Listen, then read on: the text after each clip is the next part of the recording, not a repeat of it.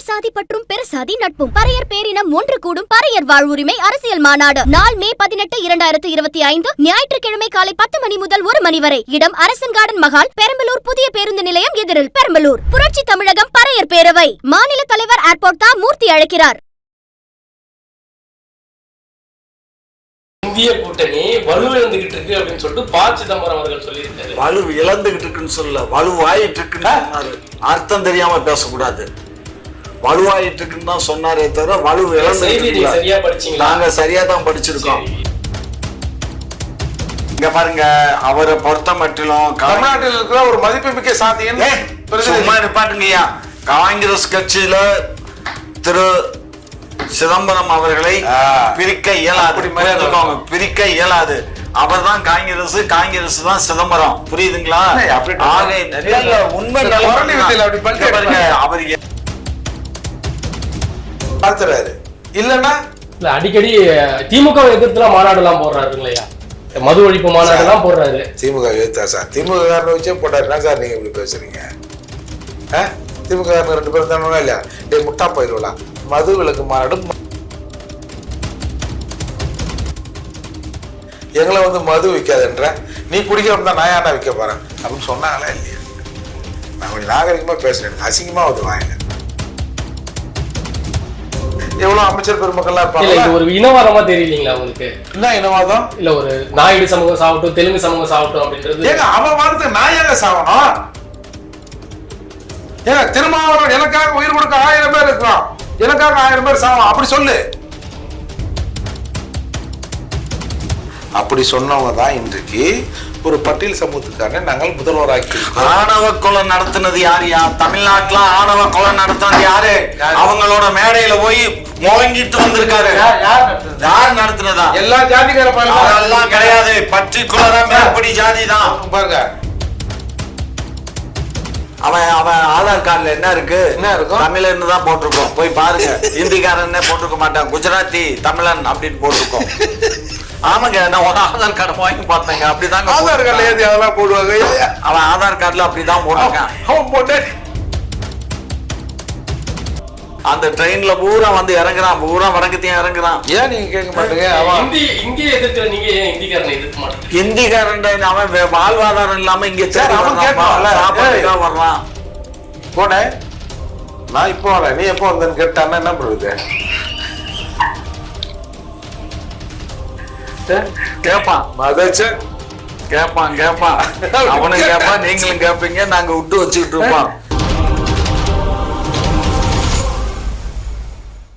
குக்கு செய்தி நேயர்களுக்கு வணக்கம். இன்றைய நேர்காணலில் நம்மோடு இணைந்திருப்பவர் புரட்சி தமிழகம் கட்சியின் நிறுவனர் மற்றும் வழக்கறிஞர் ஏர்போர்ட் மூர்த்தி, திமுக மூத்த முன்னோடி முனைவர் திரு காமாட்சி அவர்கள். வணக்கம் ஐயா. நல்லா இருக்கீங்களா? ஓகேங்க ஐயா. ஐயா, இப்போ ஊட்டியில் வந்து முதல்வர்கிட்ட பத்திரிகையாளர் சந்திப்பு போட்டிருக்காங்க. அந்த பத்திரிகையாளர் சந்திப்பில் முதல்வர் என்ன சொல்லியிருக்காரு அப்படின்னா, 2026 இல்ல 2031 36 நாங்கள் தான் ஆட்சியை பிடிப்போம் அப்படின்னு சொல்லியிருக்காரு. அதை எப்படி பார்க்குறீங்க? 2031 நிறுத்திட்டாரா? நிரந்தர முதல்வரும் நான் தான் அப்படின்ற மாதிரியும் சொல்றாரு. இப்போ அவருக்கு என்ன 72 73 இன்னும் 100 வருஷம் போடுவேன். நூற்றாண்டு கடந்து இன்னும் நூற்றாண்டுகள் நான் முதல்வராக இருப்பேன் கூட சொல்லுவேன். ஒன்றும் பிரச்சனை இல்லை, நல்ல விஷயம் தான், வாழ்த்துறோம், வணங்குறோம். அதையாவது டேட்டை கரெக்டாக சொன்னார்ல, சரி, அது குழப்பம் இல்லை, அது வரைக்கும் சந்தோஷம். இப்போ இந்திய கூட்டணி வந்து வலுவிழந்துட்டு இருக்கு அப்படின்னு சொல்லிட்டு ப. சிதம்பரம் அவர்கள் சொல்லியிருக்காரு. அதை எப்படி பாக்குறீங்க? இந்திய கூட்டணி முதல்ல இருக்கா? ஒன்றும் தெரியலையா? இருக்காயா? என்ன சொன்ன? இந்திய கூட்டணி வலுவிழந்துகிட்டு இருக்கு அப்படின்னு சொல்லிட்டு ப. சிதம்பரம் அவர்கள் சொல்லியிருக்காரு. வலு இழந்துகிட்டு இருக்குன்னு சொல்ல, வலுவாயிட்டு இருக்குன்னு சொன்னாரு. அர்த்தம் தெரியாம பேசக்கூடாது. வலுவாயிட்டு இருக்குன்னு தான் சொன்னாரே தவிர வலு இழந்து சரியா படிச்சீங்களா? நாங்க சரியா தான் படிச்சிருக்கோம். சரியா ஐயா, ஒருங்கிணைப்பாளர் இல்ல தலைவர் என்ற முறையில் இருக்கிற தலைவர்னு அவனும் சொல்லல, தலைவர் என்ற முறையில் இருக்கிற ஒரு பெரும் கட்சியோட ஆளே சொல்றாரு, எப்பா நாங்கெல்லாம் பீஸ் போயிட்டோன்னு நீங்க பழிச்சுன்னு எறிதுன்றீங்க.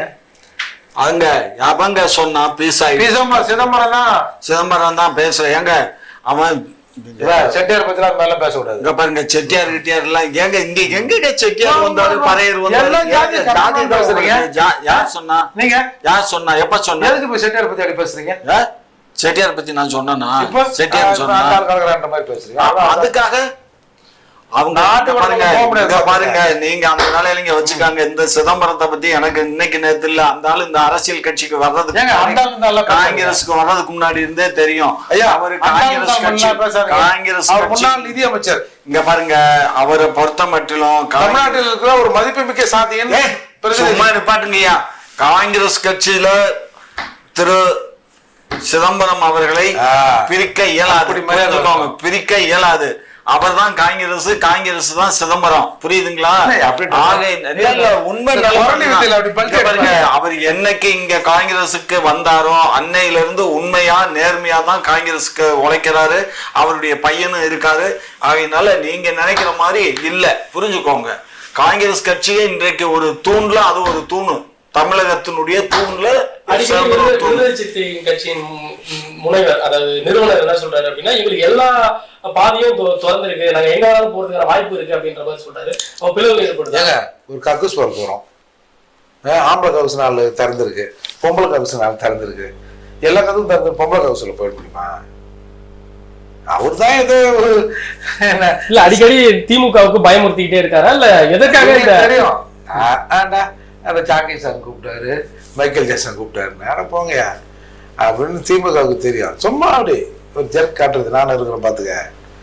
இல்லைன்னு வச்சுக்க, இங்க வாங்க அப்படி இட்டு வரைக்கும் போய் குனிஞ்சு. அவர் ஒரு அரசியல் கட்சி வழி நடத்துறாரு, ஒரு அரசியல் கட்சியை அருமையாக வழி நடத்துறாரு. எப்படி அருமைனா,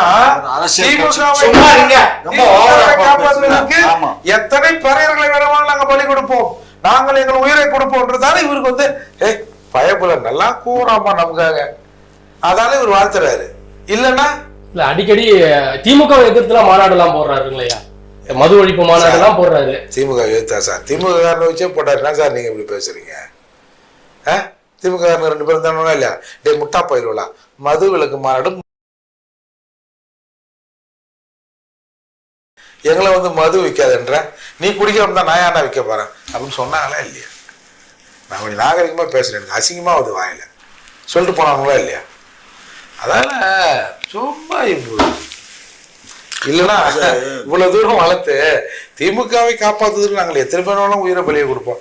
சாவு, நீ சாவு, ஏன் என் சமூகம் சாகணும், ஏன் பறவைகள் சாகணும், ஐயா நாயுடு சாகட்டும், நாயுடு வகைரா சாகட்டும், நாயுடு வகைரானா தெலுங்குகள் சாகட்டும், இல்ல கருணாநிதியா பயன்பட்ட எவ்வளவு அமைச்சர் பெருமக்கள்லாம் இருப்பாங்க. ஒரு இனவாதமா தெரியலீங்களா உங்களுக்கு? என்ன இனவாதம்? இல்ல ஒரு நாயுடு சமூகம் சாகட்டும், தெலுங்கு சமூகம் சாகட்டும் அப்படின்றது. ஏங்க அவன் வாரத்துக்கு நான் ஏங்க சாகணும்? ஏங்க திருமாவளவன் எனக்காக உயிர் கொடுக்க 1000 பேர் இருக்கிறான், எனக்காக 1000 பேர் சாகணும் அப்படி சொல்லு, அது கூட பரவாயில்ல. சரி, நம்ம சமூகத்தின் அடையாளம் எங்க அண்ணன் திருமாடா, இந்த உயிர் மயிராச்சுரா எனக்கு அப்படின்னு கூட நீ சொல்லு. ஏங்க கருணாநிதி வகைராவையும் திமுகவை காப்பாற்றும் நாங்க சாகத்துக்கு ரெட்டினா நீலாம் மாநிலத்துக்கே தகுதியற்றவர்கள். யார் நாங்க சாகணும்? அவமானத்தை ஏற்றுக்கொள்ள வேண்டும். ஏன் ஏத்துக்கணும்? ஏன் அவமானத்தை நாங்க ஏன் ஏத்துக்கணும்? உங்களுக்கு எல்லாம் 10 வரல, எங்களுக்கு 8 வரல. சமூக நீதி ஆட்சியை வந்து நிலைநாட்டுறாங்கல்ல, அதுக்கு அவமானத்தை நாங்க தாங்கணுமா? உன்னை அவமானப்படுத்தினார் எகிரி காரி துப்புடா அப்படின்னு சொன்ன சமூகத்துல உன்னை எவனா போறேன், நான் தானே போறேன், என்னடா நான் தான் பிராமடா, நான் தான் போறேன் என்ன அப்படின்னு சொன்ன ரெட்டமலை சீனிவாசன் வழி வந்தவர்கள் நாங்க. எங்களை போய் அவமானப்படு, அசிங்கப்படு, கீழே உழுதுரு, இதெல்லாம் என்னங்க இது? அந்த அளவுக்கு அவரை மூளை செலவு செய்து கெடுத்து வைத்திருக்கிறீங்களா நீங்க?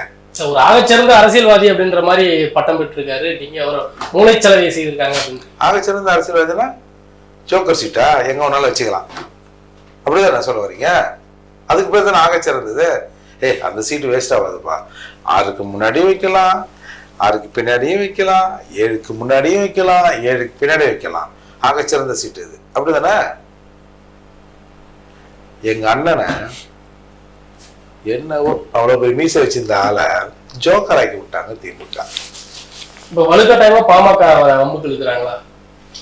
இல்ல, இவர் அண்ணன் தான் ஏதோ ஒரு வார்த்தை தவறா சொல்லிட்டாரு. யாரோ 2 பேர். இப்போ நீங்க சார் இப்போ திமுக ஓட்டு கட்டினே போகுது சார், அதிமுக ஓட்டு கட்டின வேட்பாளர் வரா சார், 2 பேரும் பரஸ்பரமா கும்புறாங்கல்ல, 2 பேரும் தங்கள் நோட்டீஸை மாற்றிக்கொள்கிறார்கள்ல, அதெல்லாம் பார்த்துருக்கீங்கல்ல. என்னதான் பெரிய முரண்பாடு இருந்தாலும் அது ஒரு நாகரிகம். அந்த மாதிரி யாரோ மாநில பொறுப்பாளர், இது ஒரு மாவட்ட பொறுப்பு, மாநில பொறுப்பாளர் யாரோ ஒரு நோட்டீஸ் கொடுக்குறாரு, நீ துண்டு சீட்டு கொடுத்தான்னா, ஏய் நாயா யாரா துண்டு சீட்டு கொடுக்குறேன்னு நீ கேட்டிருக்கணும்.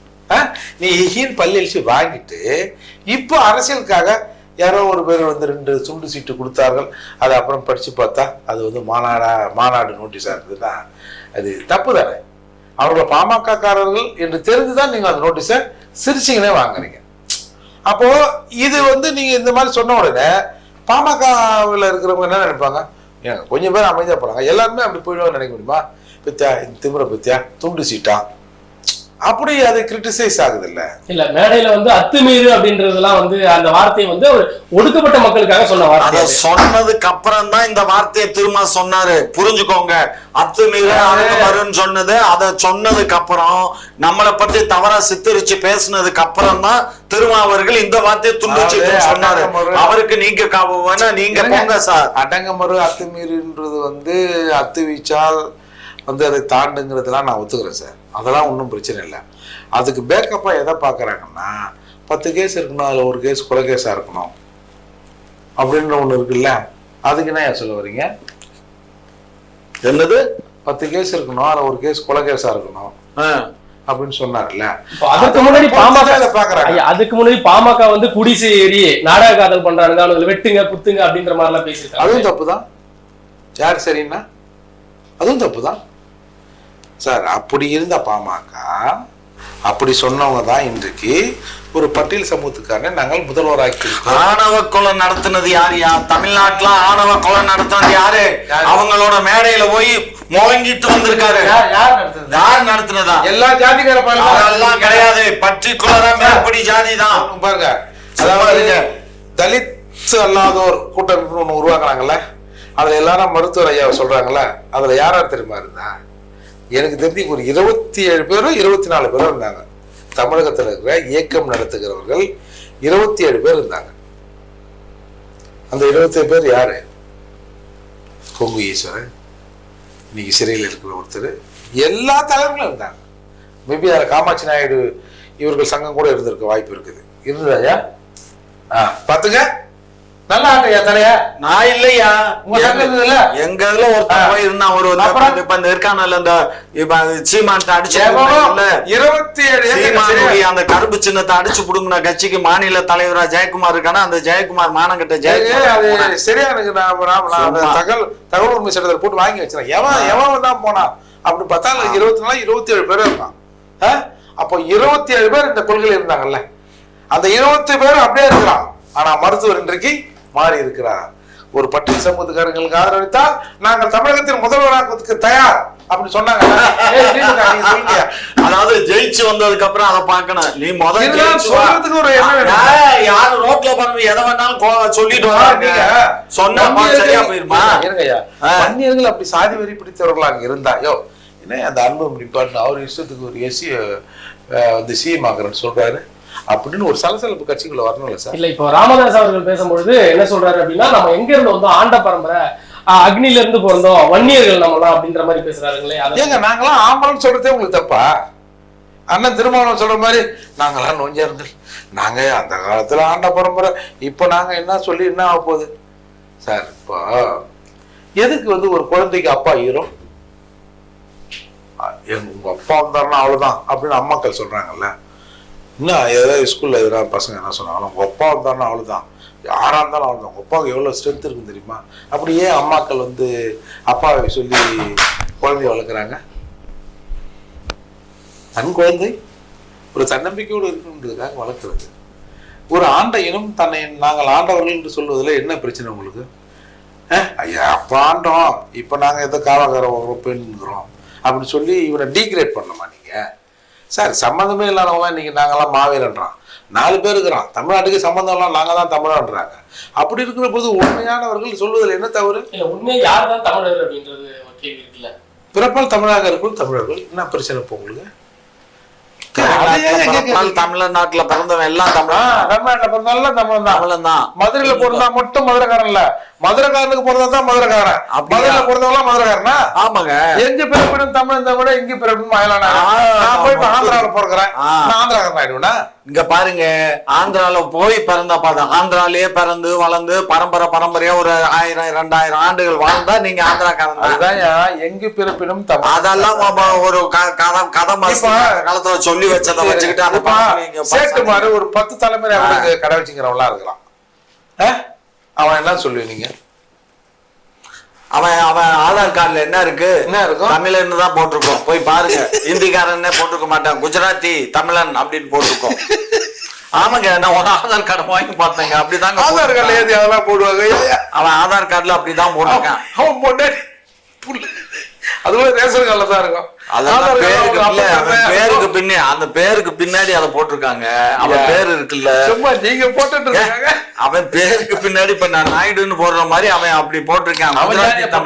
குஜராத்தி தமிழன் போட்டிருக்கான். குஜராத்தி தமிழ், ராஜஸ்தான் தமிழ், குஜராத்தி தமிழ், குல்பி தமிழன் எல்லாம் அப்படிதான் போடுறான். இப்ப 1.5 கோடி பேர் வந்துட்டான். சீமான குதிரையற புரிஞ்சுக்கோ, ஒருத்தர் 2 வரல. இப்ப அழகா இறக்குமதி பண்ணிட்டாரு மோடிஜி. அதே மாதிரி அமித்ஷா இறக்குமதி பண்ணிட்டாரு. இனிமே வடக்கத்தியான் தான் எல்லாரும் திருப்பி அனுப்பப்படுவார்கள். நாங்கள் ஆட்சிக்கு வந்தோம். அவனுக்கு தான் ஓட்டு உரிமை வந்துருச்சு, அவனுக்கு ஆதார் கார்டு வந்துருச்சு, ஓட்டு லிஸ்ட்ல என்ன. ஆட்சி இவங்க கிட்ட இருந்து ஒரு இந்திக்காரங்கிட்ட போனா கூட பரவாயில்ல, ஆனா ஒரு தமிழங்கிட்ட போயிடக்கூடாது. பத்தியா நல்ல பாவியலா, நாங்க அப்படி சொல்லலையா. அவன் ஆட்டையை போடுறதுக்கு அங்க இருந்து கங்கணம் கட்டி அனுப்பிச்சுட்டு இருக்காயா. தினத்துக்கே 2000 பேர் 3000 பேர் சென்னையை நோக்கி வர்றான். அந்த ட்ரெயின்ல பூரா இறங்குறான், பூரா வடக்கத்தையும் இறங்குறான். ஏன் நீங்க கேட்க மாட்டீங்க?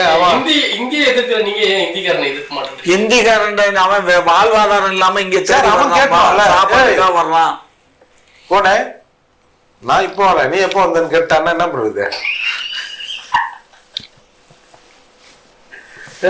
கேப்பான் மதச்சர், கேப்பான் அவனும் கேப்பான், நீங்களும் கேப்பீங்க, நாங்க விட்டு வச்சுக்கிட்டு இருப்போம். பாருங்க, நீங்க இப்ப போக வேண்டியது பெரம்பலூர் போறீங்க, கொஞ்சம் சூதானமா போயிட்டு வாங்க, சரியா?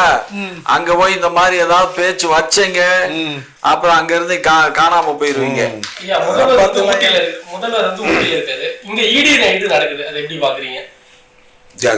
உங்களுக்கு என்னங்க பிரச்சனை? இது சாதாரணமா வருத்தானுங்க. இது அதை பத்திலாம் அவங்க சரி பண்ணிப்பாங்க. 1000 கோடி ஊழல் அப்படின்றாங்க. அவர் தான் ஒண்ணுமே இல்லைன்ட்டாரு, ஊழல் நடக்கலன்ட்டாரு. அதாவது மத்திய அரசு கொஞ்சம் கூட இறக்கமே இல்லையா? நீங்க மனித பிரிவு தான். முந்தைய அரசு ஊழலின்ல தான் நாங்க எஃப்ஐஆர் போட்டு நாங்க போடல. அது எடப்பாடி ஆட்சி காலத்திலேயே அங்க இருந்த டாஸ்மார்க்ல இருந்த அதிகாரிகள் அதுக்கு இல்ல, அது அந்த ஊழலின் அடிப்படையில தான் நடக்குதே தவிர எங்க ஆட்சியில அதத்தான் அது முந்தைய ஆட்சி, அதுதான் முந்தைய ஆட்சி அது. அதனால அந்த அதிகாரிகளை கடந்து இப்ப யாரோ ஒரு அதிகாரி கூட கைது பண்ணிருக்கிறதாக இப்ப எனக்கு தகவல் வந்தது. சார் தப்பு பண்றவன் தண்டனை அனுபவிட்டீங்க. இங்க பாரு, நான் அதுல காம்ப்ரமைஸ் ஆக மாட்டேன். மூர்த்தி என்ன வேணாலும் நினைக்கட்டும்.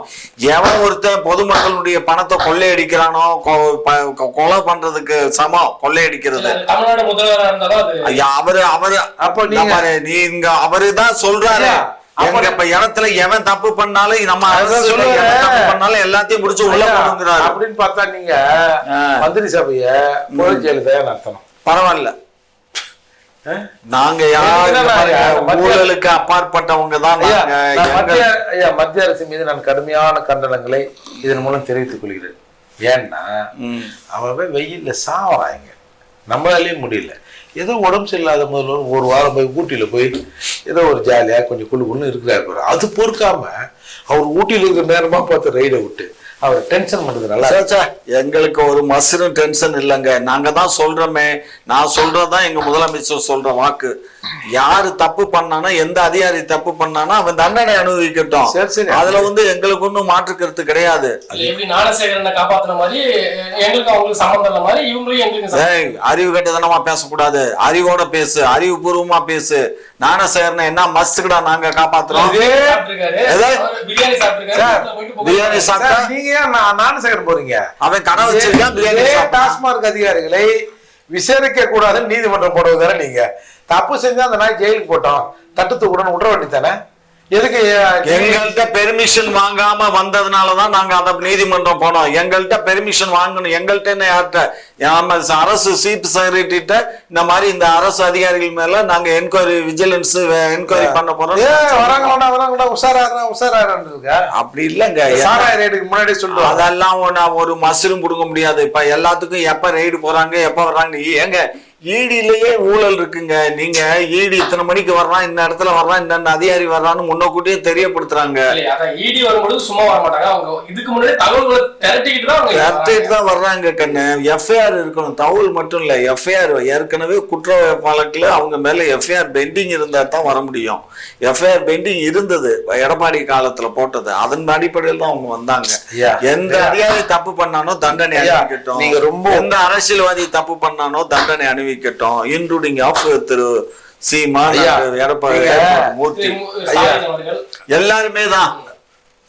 பெருமோ பெருசா எதுக்குடா எங்க முதலமைச்சரை பார்த்து இப்படி பேசுறீங்க? அப்புறம் என்ன மஸ்துக்கு அதை பேசுற? ஐயா சும்மா தாயின் மார்பிலிருந்து நேரடியாக வருகிற தாய்ப்பாலில் கூட கலப்படம் இருக்கலாம் ஐயா. உங்க திராவிட மாடல் ஆட்சியில நம்ம முதல்வர் மேல ஒரு துளி கலங்கம் கூட இல்லை ஐயா. கரெக்ட். இப்பதான் மூர்த்தியா பேசியிருக்காரு. அடுத்த கேள்வி போலாம்ல? போலாம், போயிட்டு வாங்க.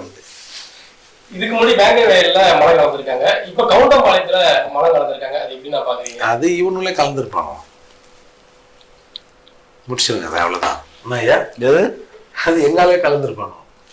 எல்லாமே நீங்க விசாரணை பண்ணி அப்படிதான் சொல்ல பாரு. ஒரு விஷயம் புரிஞ்சுக்கோ, இந்த மலம் கலக்கிறது, இந்த மாதிரி வேலைகள் எல்லாம் பாக்குறது ஒரு குரூப் இருக்கான். இவனுங்க செய்யறது இதெல்லாம் எதிர்கட்சிகள்கிட்ட எதிர்கட்சியில கையூட்டு வாங்கிக்கிட்டு எதிர்கட்சிக்கு சாதகமா செயல்படுறானுங்க. இது எப்படியாவது இதை ஒரு பெரிய ஒரு பேசும் பொருள் ஆக்கணும்னு எங்க அரசு காவல்துறையை கொஞ்சம் முடுக்கி விட்டதுனால 2 வயல உடனே கைது பண்ணியாச்சா தெரியுமா உனக்கு? 2 வயல கைது பண்ணியாச்சு. அதனால ஜாதி இதுல ஜாதி எங்களுக்கு தானே கலக்குறீங்க. உங்களுக்கு கலக்கல. இப்ப அது ஒண்ணும் உங்க ஏரியாவெல்லாம் ஒண்ணும் கிடையாது. எல்லா மக்களும் இப்ப எங்க உங்க அந்த பர்டிகுலர் மக்கள் தனியா இருக்கிறது ஏதோ கிராமங்கள்ல, இது நகர், இது திருப்பூருங்கிறது, இது டவுன்ல எல்லாம் கிடையாது. காலனி எல்லாம் அழிச்சாச்சு. இப்ப எங்க இருக்கு காலனி? என்ன வார்த்தை ஏன் அழிச்சீங்க அப்படின்னு கேக்குறது. எது அந்த மக்களை பிளவுபடுத்தி பார்க்க கூடாதுங்கிற காரணம் தான். அவங்க மக்களோட மக்களா வாழணுமே தவிர அவங்க ஒரு இப்ப அந்த மாதிரி காலனிக்காரன் வரான் பாரு, காலனிக்காரன் அதெல்லாம் பாதையும் அடைச்சிருவான். சிஐடி நகர்னு ஆக்கிடுவான். Don't worry. Okay, PRP. அந்த இப்ப சாந்தி காலனி இருக்கு, சாந்தி நகர்னு மாத்திட்டோம். பாக்கலையா போட? சாந்தி நகர்னு இருக்கு, பாருங்க. பாருங்க எல்லாம் மாடல் தான். எல்லாமே இது திராவிட முன்னேற்ற கழகம் மாடல் ஆட்சி. இது அது அவ்வளவுதான். இன்னைக்கு ஏதாவது சாப்பிட்டீங்களா? ஏண்டா ஏதாவது கோல்டன் பீர் ஏதாவது வாங்கி கொடுத்தியா? கோல்டன் பீரா? அதெல்லாம் இல்லையா? ஆளுங்களை சரக்கு ஊத்தி கவுக்கிறது அவங்க வேலையவா? இல்லைங்க, நீங்க தானே இப்ப என்ன எப்பயுமே அப்படின்ட்டு போய் இன்னைக்கு இவ்வளவு ஜாலியா இருக்கீங்க. என்ன ஏதோ சம்திங் இருப்பாரு. எங்களுக்கு வித்தியாசமா தெரியுது இல்ல? உனக்கு தெரியுதாப்பா? ஏண்டா 2 பேரும் கூட்டு கலவணி வாங்கி கொடுத்துருப்பா, அவரை கொடுத்துருப்பாரு. பறையர் சாதி பற்றும் பெருசாதி நட்பும் பறையர் பேரினம் ஒன்று கூடும் பறையர் வாழ்வுரிமை அரசியல் மாநாடு நாள் மே 18, 2025 ஞாயிற்றுக்கிழமை காலை 10 மணி முதல் 1 மணி வரை. இடம் அரசன் கார்டன் மகால், பெரம்பலூர் புதிய பேருந்து நிலையம்.